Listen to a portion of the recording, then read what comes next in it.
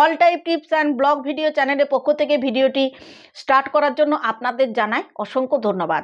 আপনি যদি first time ভিডিওটি ওয়াচ করছেন অতি অবশ্যই চ্যানেলটিকে সাবস্ক্রাইব করে রাখবেন আমার ভিডিওগুলো দৈনন্দিন পেয়ে যেতে। কারণ আমি এখানে একটা প্লেলিস্ট ক্রিয়েট করেছি, শুধু স্বাস্থ্য সম্পর্কে যে ভিডিও আপলোড করি তা নয়, এখানে হেলথ টিপস, কুকিং টিপস, তারপরে বিউটি টিপস সমস্ত কিছু এখানে আপনি পেয়ে যাবেন। এই চ্যানেলের মধ্যে আপনি যে সমস্যার কথা চাইবেন এখানে পেয়ে যাবেন। আপনি এখানে প্লেলিস্টে লিঙ্কে ক্লিক করে আমার ভিডিওগুলো যদি আপনার প্রয়োজন মনে হয় তাহলে আপনি ওগুলো কিন্তু দেখতে পারেন।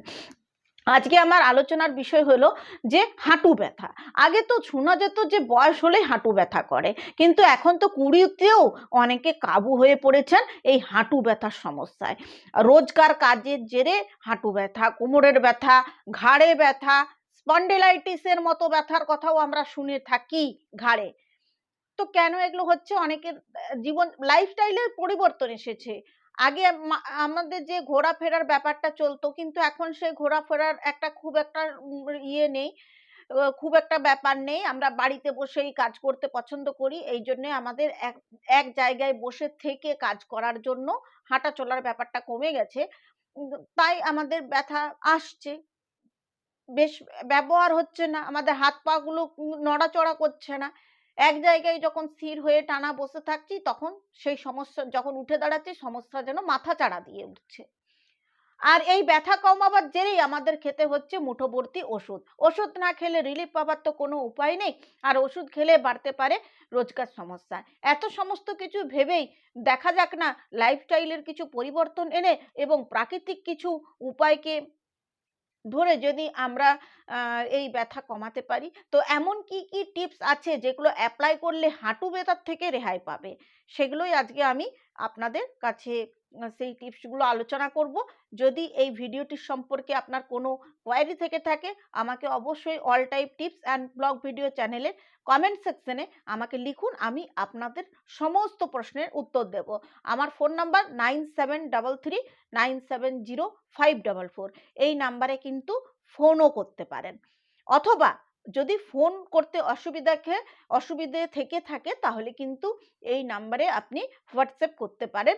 আপনার সমস্যা, শারীরিক সমস্যা, যে কোনো শারীরিক সমস্যার সম্পর্কে কিন্তু আপনি আলোচনা করতে পারেন। ব্যথা কেন হচ্ছে আগে বুঝতে হবে যে হাঁটু ব্যথাটা কি জন্য হচ্ছে। আর্থ্রাইটিসের পেন নাকি চোট পেয়ে ব্যথাটা হচ্ছে? হাঁটুর যত্ন নিলে ব্যথাটা কিন্তু এমনি সেরে যাবে। যদি বেকায়দায় লেগে গিয়ে হাঁটু ব্যথা হয়ে থাকে সেক্ষেত্রে সব থেকে ভালো টোটকা হচ্ছে কিছুদিন বিশ্রাম নেন, ধীরে ধীরে হাঁটা চলা করুন, এতেই কিন্তু আপনার হাঁটু ব্যথা সেরে যাবে। আচ্ছা, হাঁটুতে যদি লেগে গিয়ে আপনার পেন হচ্ছে সেই ক্ষেত্রে আপনার সব থেকে ভালো জিনিস হচ্ছে পেন্ডন অয়েল আপনি ইউজ করতে পারেন। পেন্ডন অয়েল কিন্তু মাসাজ করার সাথে সাথেই এইটা কিন্তু এই ব্যথাটা নিমিষেই দেখবেন গায়েব হয়ে গিয়েছে। এই তেলটি কিন্তু সারাদিনে 3 বার মালিশ করলেই ব্যথাটা কমে যাবে। কোথাও ধাক্কা খেয়ে যদি পড়ে গেছেন সেই জন্য যদি হাঁটুতে ব্যথা হচ্ছে তাহলে আপনাকে একটা টিপস অ্যাপ্লাই করতে হবে, আইস প্যাক নেন। এবারে আইস প্যাক যদি আপনার বাড়িতে না থাকে সেক্ষেত্রে কয়েক টুকরো বরফ একটা পরিষ্কার কাপড়ে মুড়ি দিয়ে যে জায়গায় ধাক্কা লেগে গিয়েছে সে জায়গায় চেপে ধরুন, আস্তে আস্তে চেপে 15 থেকে 20 মিনিট পর্যন্ত সেই জায়গায় সেঁক দেন, বরফের সেঁক, তাহলে কিন্তু এই হাঁটু ব্যথা চলে যাবে। আসল ব্যাপারটা হচ্ছে হাঁটুতে ব্যথা হচ্ছে কেন, এই যে জিনিসটাকে বুঝতে হবে।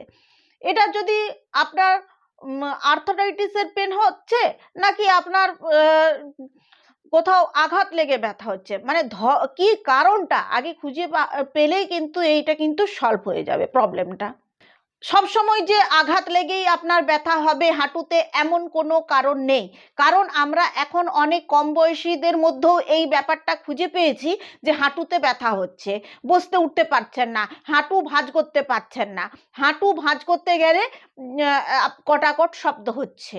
অনেকের কম বয়সীদের মধ্যে দেখা গেছে সাইনোভিয়াল ফ্লুইড কিন্তু কমে যাচ্ছে। তাদের ক্ষেত্রে কি করবেন? এই সমস্ত প্রশ্নের এই সমস্ত প্রশ্নের উত্তর একই সাথে একই জায়গায় কিন্তু এই চ্যানেলে অবশ্যই পাবেন। পরপর সমস্ত রকমের ভিডিও কিন্তু আছে, আপনারা দেখতে পারেন, আরও ভিডিও আসবে, এগুলো কিন্তু পাবেন। তো এই সমস্ত কারণে হাঁটু ব্যথা হয়ে থাকে। হাঁটু ব্যথার অপর একটি কারণ সবথেকে বড় হলো শরীরের ভার। আমরা যে লাইফস্টাইল এখন মেনটেন করে চলেছি, তাতে করে আমাদের সবথেকে বড় সমস্যা কি হচ্ছে জানেন? ওজন বেড়ে যাচ্ছে। আর এই ওজন কিন্তু হাঁটুর ওপরেই পড়ছে। তাই ওজন আপনাকে নিয়ন্ত্রণে রাখতে হবে। ওজন নিয়ন্ত্রণে রাখতে গেলে আপনাকে যেটা করতে হবে, লো ক্যালোরি ডায়েট, এই চার্ট ফলো করতে হবে। আমি অবশ্যই যাদের কি ধরনের ডায়েট আপনার হওয়া উচিত সেটার উপরে একটা ভিডিও বানিয়ে দেব, কিভাবে আপনার ওজন কন্ট্রোল করবেন। ওজনটাকে কন্ট্রোল অবশ্যই করতে হবে, এবং একাধিক কারণে ওজন কিন্তু বেড়ে যায় শরীরের হঠাৎ করে, সেই বিষয় সম্পর্কে আপনাকে ওয়াকিবহাল অবশ্যই হতে হবে। ব্যথা একবার হলে সহজে কিন্তু কমতে চায় না। সেই ক্ষেত্রে হাঁটু যদি খুব ব্যথা হচ্ছে, হাঁটু নিয়ে যদি চলাফেরা করতে পারছেন না, রুগীর হয়তো এমন অবস্থা হয়ে গেছে বিছানাতেই তাদের প্রস্রাব পায়খানা হয়ে যাচ্ছে, একদম তারা নড়াচড়া করতে পারছেন না, তখন কিন্তু কোনো ঘরোয়া টিপস অ্যাপ্লাই না করে ডক্টরের শরণাপন্ন হওয়াটাই স্বাভাবিক। কারণ এই ক্ষেত্রে অনেক সময় হাঁটু রিপ্লেসমেন্টের, নি রিপ্লেসমেন্টের প্রয়োজন হয়ে পড়ে। সেটা কিন্তু একজন ভালো যে ডক্টর, একজন ভালো ডক্টরই কিন্তু আপনাকে এই বিষয়ে পরামর্শ দিতে পারবে যে কি করার আছে, নি রিপ্লেসমেন্ট কতটা তার পক্ষে ঠিক হবে। অনেক ক্ষেত্রে তো হাঁটু ব্যথা জটিল আকার ধারণ করে। একটা সোজা টিপস আপনাদের বলে রাখি, হাঁটু ব্যথা যেমন যে কারণেই হোক না কেন, হাঁটু ব্যথা যখন অল্প অল্প অনুভব করছেন, 30-এর ঊর্ধ্বে বয়স, সেক্ষেত্রে কিন্তু ক্যালসিয়ামের ঘাটতি দেখা যায়। মহিলাদের ক্ষেত্রে মেনোপজের পর কিন্তু এই সমস্যা আরও জটিল আকার ধারণ করে। যদি সাইনোভিয়াল ফ্লুইড কমে যায়, সেক্ষেত্রেও কিন্তু হাঁটু ভাঁজ করতে সমস্যা হয়। আপনারা কি করবেন? কয়েকটা বেশ টিপস মেনটেন করে চলুন। উঁচু জায়গাতে বসবেন, আর আপনারা যখন পায়খানা করবেন তখন অবশ্যই কোমোড ব্যবহার করুন। কোমোড না যদি অ্যাভেলেবেল থাকে, তখন কিন্তু চেয়ার পাওয়া যায়, সেই চেয়ার আপনারা বা টুল ব্যবহার করতে পারেন। কোনো নিচু জায়গায় হাঁটু ভাঁজ করে বসবেন না, ঠান্ডা গরম সেঁক নেন, এতেও কিন্তু আরাম পাবেন। আরেকটা ব্যাপার, এই পেন্ডন অয়েল কিন্তু আপনি ব্যবহার করতে পারেন। অনেকের কিন্তু এই পাশাপাশি বলে রাখি, ঘাড়ে কোমরে স্পন্ডিলাইটিসের পেন হয়, সেটা কিন্তু একটা মারাত্মক টাইপের পেন। এই পেন হওয়ার জন্য ডক্টররা অনেক পেন কিলার প্রেসক্রাইব করে রাখেন, সেগুলো খেলে পেনটা অবশ্যই রিলিফ হয়ে যায় ঠিকই, কিন্তু এর সঙ্গে বয়ে আনে অসংখ্য সমস্যা। সেই ক্ষেত্রে আপনারা কিন্তু প্রপার একদম ঘরোয়া টিপস যেগুলো বললাম অ্যাপ্লাই করবেন। ডক্টরেরও যেটা অ্যাডভাইস দিচ্ছেন উনি, সেটাকেও মাথায় রাখতে হবে, কারণ বয়স ভেদে যে কোনো রোগ, বিভিন্ন রকম রোগ বাসা বাঁধে শরীরে, তার ট্রিটমেন্টও কিন্তু সকলের ক্ষেত্রে সমান নয়। এই জন্য ডক্টরের অ্যাডভাইস মেনে চলতে হবে। পেন্ডন অয়েল ব্যবহার করবেন। পেন্ডন অয়েল একটা বাড়িতে এনেই রাখবেন, কারণ ঘাড় কোমরের ব্যথা এগুলো নিমিষে উধাও হয়ে যাবে। স্পন্ডিলাইটিসের যে পেন হয়, সেটাও কিন্তু এই পেন্ডন অয়েল কিন্তু রিমুভ করতে পারে। কোথায় কিভাবে অ্যাক্সেসেবল হবে, সেটা জন্য আপনারা অবশ্যই এই যে হোয়াটসঅ্যাপ নাম্বারটি আমি দিয়েছি, এটা অবশ্যই যোগাযোগ করলে কিন্তু আপনারা বুঝতে পারবেন। হাঁটু ব্যথা জন্য ভুগছেন, বয়স হয়েছে, এরকম যারা রয়েছেন, একটু উষ্ণ জলে স্নান করলেই কিন্তু আরাম পাবেন। আর সকালের দিকে যে রোদটা দেয়, যে রোদটা আমরা সহ্য করতে পারি, একদম ছোট থেকে বয়স্ক সকলের জন্য একই কথা বলবো, সেই সকালের রোদে দাঁড়ানোর চেষ্টা করুন। এতে করে কিন্তু আপনার হাড়ের যে সমস্যা, হাড়ের যে ব্যথা, হাঁটু ব্যথা বলুন, কোমর ব্যথা, সমস্ত কিছু ব্যথা যন্ত্রণা কিন্তু ঠিক হয়ে যাবে। এই ভোরের সকালের দিকে যে রোদটা, সেটা গায়ে লাগাবার চেষ্টা করুন, নির্দ্বিধায় আপনি লাগান এই রোদটা, তাতে করে ভালো হবে।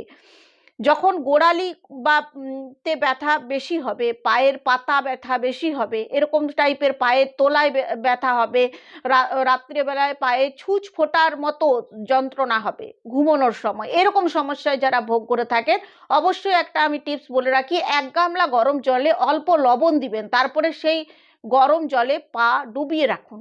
এই সমস্যার থেকে চটজলদি রেহাই পাবেন। বাড়িতে যারা ওয়ার্কিং ওমেন থাকেন তাদের কিন্তু এই সমস্যা থাকে, তাই আমি এই টিপসটি বলে রাখলাম। আশা করি আজকের ভিডিওটি আপনাদের কাছে হেল্পফুল হয়েছে। হেল্পফুল যদি হয়ে থাকে একটা থামস আপ দিতে ভুলবেন না। আর এখানেই শেষ করছি আজকের আমার এই ভিডিওটি। All type tips and blog video চ্যানেলের পক্ষ থেকে অসংখ্য ধন্যবাদ জানাই আমার সাথে এতক্ষণ পর্যন্ত এই ভিডিওটিতে থাকার জন্য।